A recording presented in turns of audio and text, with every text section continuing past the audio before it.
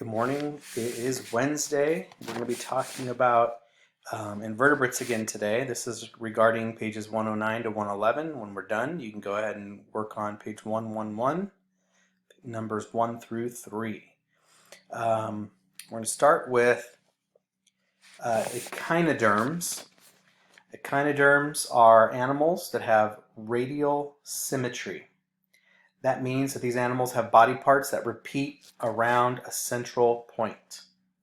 Many adult echinoderms have bodies like the spokes on a wheel.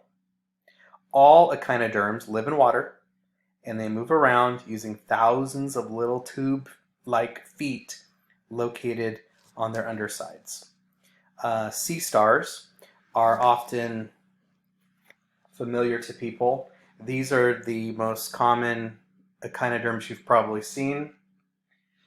Right here, you have your sea star. Some people call those starfish. And then you have a sea urchin over here. The only way they eat is with their mouths, which are on their undersides.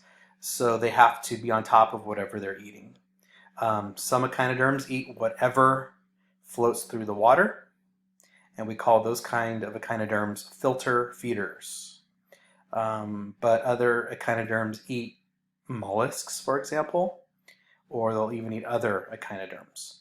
Echinoderms have hard skeletons.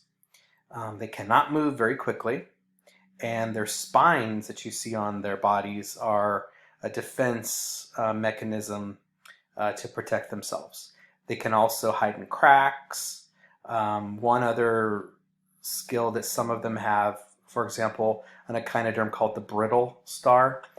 If a predator attacks it, it can actually break off one of its arms, and while that predator is eating one of its arms, it can run away or float away as quickly as it can and escape while the predator is eating its leg that it has broken off.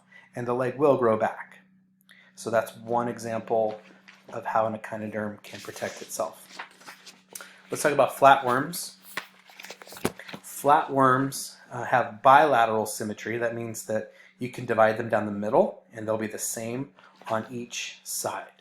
So you see here, I can divide this in the middle, I can divide these in the middle, and they'll be the same exact on each side. Flatworms are either parasites or something we call free living. Some flatworms can get into humans when humans eat meat that has not been cooked enough to kill all of the eggs. Other flatworms are free living. That means that they don't need other animals to live off of. They feed off of things that they find floating around. Roundworms are smooth and round on the outside. Many of these worms are parasites.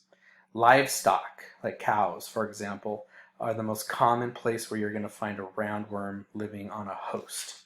Not all roundworms are parasites, though.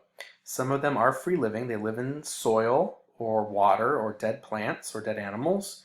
They decompose, so they help us to fertilize the soil in that way.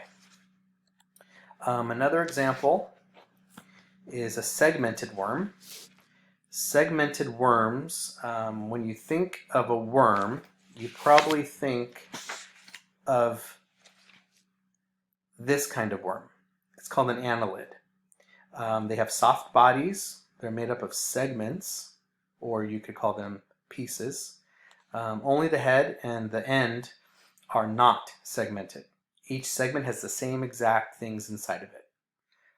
Some worms can grow back parts that have been broken off. Earthworms burrow into the ground. They make holes for air to get into the soil. And just like roundworms, they break down dead plants and animals to make the soil more nutritious.